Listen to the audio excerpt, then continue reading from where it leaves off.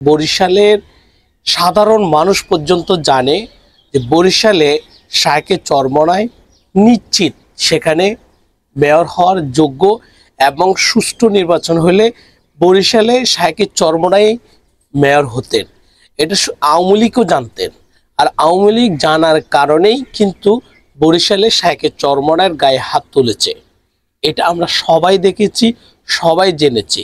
কিন্তু আমরা কি দেখেছি 5ই আগস্টের পরে? আমরা ভেবেছিলাম যে এখন আর দেশে বৈষম্য থাকবে না, এখন দেশে বৈষম্যহীন আমরা এ রাষ্ট্র দেখব, কিন্তু তার বিপরীত হয়ে দাঁড়িয়েছে।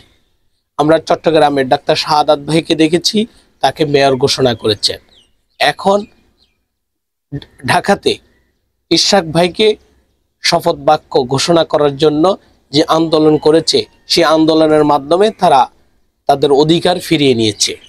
সেটা বৈধ হোক অবৈধভাবে হোক, কিন্তু তারা তো তাদের অধিকার ফিরিয়ে নিয়েছে।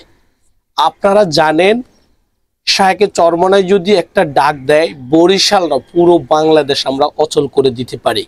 কিন্তু আমরা কেন করি না সেটা? আমাদের শায়েক জানেন সাদা জিনিসে ময়লা বেশি ধরা পড়ে।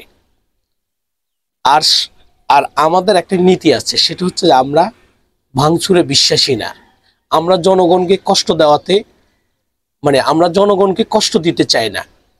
আমরা যদি চাই পুরো বরিশাল অচল করে দেওয়া, এটা কোনো ব্যাপার না। আপনারা জানেন শায়েকে চরমনায় এক ডাকে বরিশাল অচল করে দেওয়া এটা কোনো ব্যাপার না।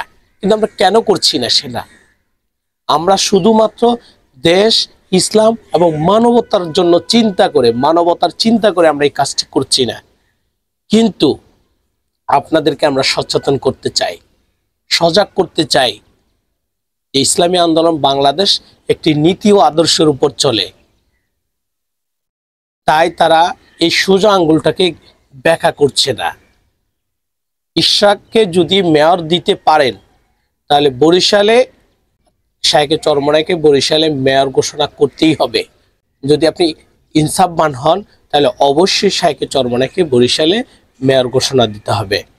তবে একটা কথা মনে রাখবেন, এই জাতির জন্য আপনি সোজা আঙ্গুলে যেমন ঘি উঠানো যায় না, ঠিক একইভাবে এই জাতির সাথে আপনি সোজা আঙ্গুলে কিছু করতে পারবেন না।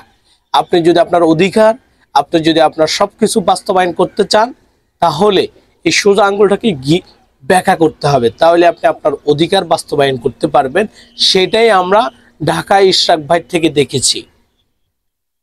প্রিয় দর্শক, আপনারা যারা আমার এই ভিডিওটি দেখছেন, দেশ ও দেশের বাহির থেকে যেখান থেকে দেখছেন, এবং এই ভিডিওটি যদি আপনাদের কাছে গ্রহণযোগ্য মনে হয় যে না, আমি কথাগুলো রাইট বলেছি, আমার কথাগুলো সঠিক, তাহলে অবশ্যই ভিডিওটি সর্বোচ্চ শেয়ার করে দিবেন। আমরা সব সময় জনগণের পক্ষে, আমরা সব সময় জনগণের পাশে আছি, পাশে থাকব। ইসলাম, দেশ ও মানবতার কল্যাণে ইসলামী আন্দোলন সব সময় পাশে আছে, পাশে থাকবে ইনশাআল্লাহ। আগামীর বাংলাদেশ ইসলামী আন্দোলনের বাংলাদেশ। ধন্যবাদ।